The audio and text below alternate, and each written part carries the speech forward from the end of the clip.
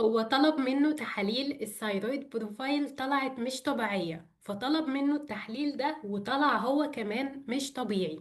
عندك غدة اسمها ثايرويد جلاند أو الغدة الدرقية. الغدة دي فيها انزيمات بتعمل شغلها، ومنهم انزيم اسمه بيروكسيديز. والانزيم ده بيشارك في تصنيع الهرمونات اللي انت عارفهم بتاعة الغدة، زي تي 3 وتي 4. فجهازك المناعي من غير أي سبب واضح يروح مطلع أجسام مضادة تهاجم بيها البيروكسيديز اللي هو بيشارك في تصنيع الهرمونات. في المعمل بيكون عندك التحليل ده، وهو الثايرويد أنتي بيروكسيديز أنتي بودي، عشان بيكشف عن الأجسام المضادة اللي هي لسه بتهاجم البيروكسيديز. ولما التحليل ده بيطلع أعلى من الطبيعي، فبيكون في احتمالية كبيرة جدا إن أنت عندك أوتو إميون ثايرويد ديزيز، مرض مناعي في الغدة الدرقية نفسها.